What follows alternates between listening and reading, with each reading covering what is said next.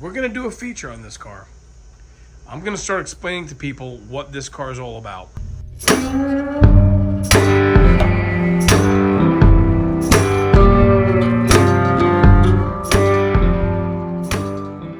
Good morning, good morning. My plan today is to change the front brake drums on the convertible. These are the original brake drums. We did have a problem with the driver's side drum getting it off when we pulled the car home a few years ago. And I repaired it, it cracked. And I repaired it, and Mike at the machine shop resurfaced the drums. But when we took it to Rat's Nest, my buddy Chris and I took it to Rat's Nest, it's got a brake shake from higher speeds that obviously you don't notice around town.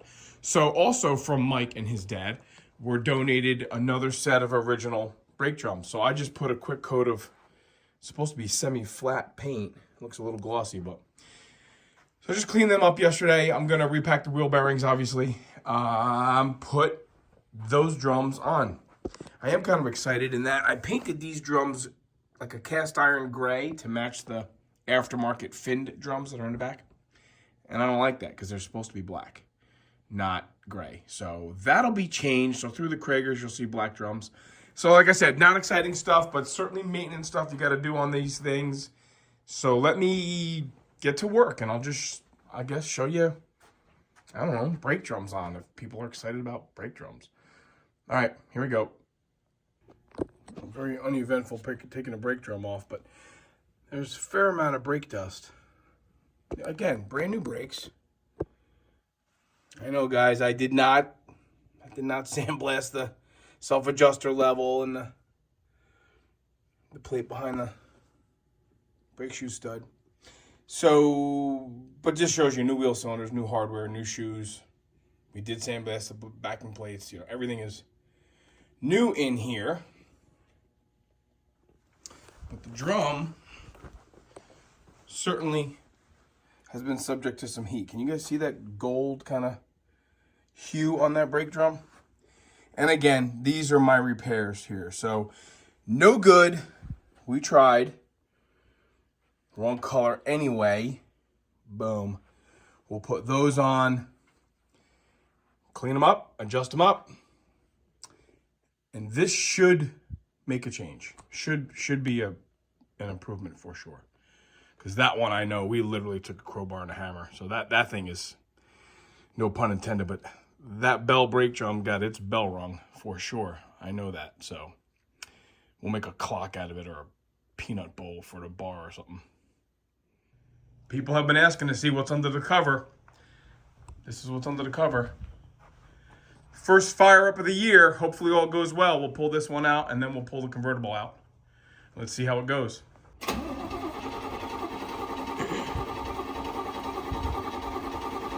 It's getting oil pressure.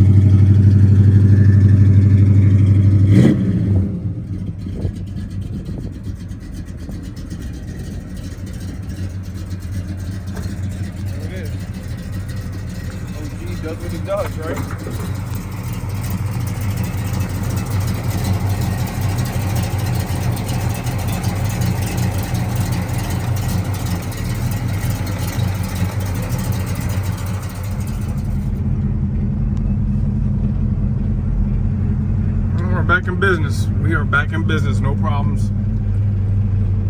Little fuel leak, little gas leak, no big deal. It's all part of it. Everything's running good, running cool, just the way I left it 6 months ago. I do love this car. Just cracking the steering wheel. I'll give you guys a good zoom in on my crack in my steering wheel. I guess I need to get a, see, my gas gauge is also wonky.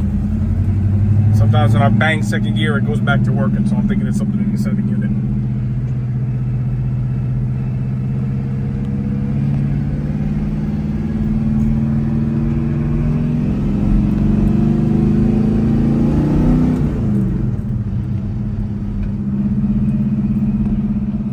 I spent a lot of time on the transmission leaks on this car.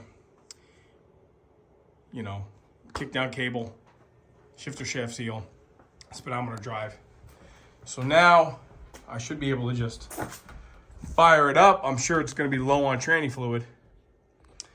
And let's see how this goes. I find it really tough to video and do things at the same time. So, all right, fired this one up. This one runs great, brand new motor. But because of the transmission leaks, I had to kind of nurse it to get it out of the garage. I got to check the transmission fluid on it, and then we'll take it for a ride. So let me get the check and tranny oil here. I made a little bit of a mess. The funnel overflowed a little bit. And took the tranny fluid down the freaking side of the transmission. Okay. Well, let's go for a drive.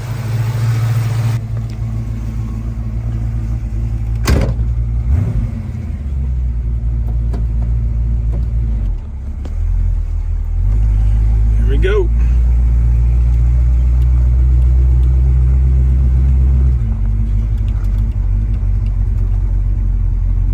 I just put new brake drums in this too, remember guys? Just put brake drums in it the other day, so let's not get rammy because we don't know how the brakes work.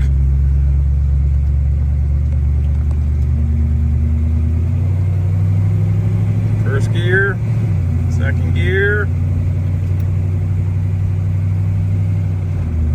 third gear. Well, after several days of having fixed the transmission, I don't like coming home from work and seeing this. You know, that speedometer drive is dry. It's clearly the problem is here, guys. Shifter shaft seal number, technically 3. I must be missing something. The original one was leaking because it was hard as a rock. The second one is one I had here. And I said maybe it wasn't the right one or maybe it was old. This is the one that I just got last week. And it was dry for days. It was dry during the test drive. And it's sat here since, I don't remember when I drove it. It's Saturday. So it sat to Sunday to Monday to Tuesday to, it sat 4 days. Yesterday I did see a little teeny spot about the size of a golf ball. Or less. Today, it's that. You know, bigger than my hand. I do have another. I ordered another tranny shifter shaft seal. I'm thinking the same principle holds true here. That the speedometer drive gear had a groove worn in it, and that's why the seal was leaking. There must be a groove worn in that shifter shaft, because that is just nonsense. So, all right, let me take it apart, see if I can't put another one in there, and if all holds true, it'll be dry for a few days, and then it'll leak again. Good morning. It's a cloudy, rainy Sunday, and I was just doing some polishing on this car, just to make it look a little bit more poppy, you know what I mean? And I looked underneath the transmission just to do it, assuming it was all nice and dry. It's not. There's a little drip hanging there from the shifter shaft. So what I'm going to do, because I've changed that seal a couple times, I've mounted the spare transmission that I have here on the bench, and I just kind of bolted it, you know, right to the wood. And I'm going to pop the pan off, and I'm going to pull the shifter shaft out of here just to see if this one, you know, is good enough to use. and get a better look, show you guys what a shifter shaft looks like and where that groove can develop on it, causing a silly little drip. What's happening is it's dripping out of the shifter shaft here, and then it's running down around the pan and making it look like it's dripping from several different spots. But at this point, it's really only the one leak. So, okay, let me get that apart, and then I'll show you guys what it looks like. Well, this is what you'll see when you get the transmission pan off. A lot of guys have seen this. Some people haven't, so I guess I'll do a tiny little tutorial. Obviously, the transmission is vertically here, guys, right? It's mounted via the bell housing on the workbench. It's not how it is in the car. Just let's make that clear. Behind the filter is the detent, the park pole here. It's bolted to the valve body. This is what the shifter linkage from the steering column mounts to. And this is what you're doing when you're shifting your shift lever and you're moving this shaft in the valve body to select your gears. Okay, enough of all that. Really what I want to show you is here's the shifter shaft. Goes into the shifter, goes into the transmission body. There's a seal right there. This is just a clip to keep things separated. It snaps on the shaft. Behind here is a nut that we're going to take off once we get the filter off. So I don't even know that any of this is worth showing. Let me get apart a little bit more and get a look at the shaft, and maybe that'll make more sense. Here's a better view of that shifter shaft once you get all the accoutrements out of here. I think it's in fine shape. I kind of have the nut already removed from behind the actual shifter detent here, and there's no marks where there's no grooves. I mean, you see where the shaft was running in the seal there. So I think with that said, I have a transmission pan gasket here. I have this shaft. I have another seal. I think I have it, and I have transmission fluid. So I have what I need to take that out and see if I can't get this leak fixed once and for all. Here's both shifter shafts out of the transmissions. The one that came out of the spare transmission looks to be in very fine shape. I can zoom in on that there. Now this one is what came out of Alyssa's convertible. The seal had been replaced once before, and I noticed a bunch of silicone around it. I did kind of work on it to get the seal out. I didn't have a seal puller that you kind of pound in there, and you guys see this groove here? I'm thinking that groove is what was causing me right there. It's like feels smooth to the touch. Yeah, right there you can really see how it's kind of galled up. Could have been from last time, could have been from me. I did change the seal a couple times. Doesn't matter. This is damaged. I'm gonna be a big boy and assume responsibility for that. And we're not gonna reuse this. You know, the seal, the way it is oriented, you know, all oil seals, right, they're kind of angled towards the fluid. And when you put the new seal in, it goes in this way. When you put the new seal in and the shaft is already in place, it kind of wants to walk the flap of the seal, the flange of the seal out. So really, this is the best way to really change this shifter shaft seal anyway, is to just drop the pan, disconnect the linkage inside, pull the shaft out, put a new seal in, and then slide it all in nicely that way. So that's what we're gonna do here. I'll put the new seal in the transmission now under the car, and I'll assemble it all with the shifter shaft harvested out of the spare transmission, and then away we go, I'm hoping. Transmission leak's fixed, I think. Let's hope. Oh, I'm done messing with it. It runs good, it's running cool. Good oil pressure. Nice and cool. cool outside. Car sounds good. Ride's good.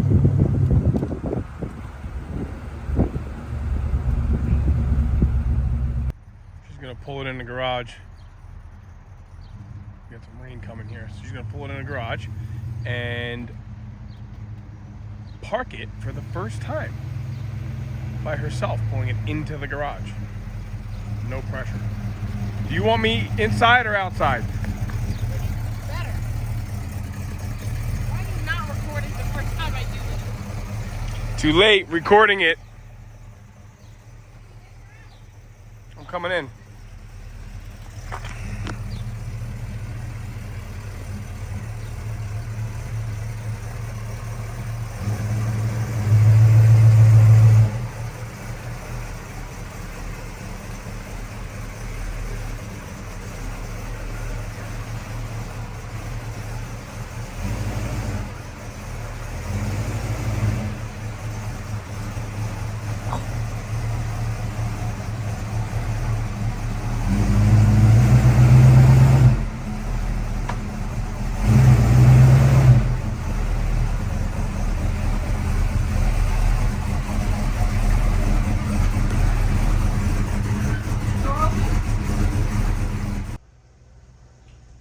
Wrapping the day up here.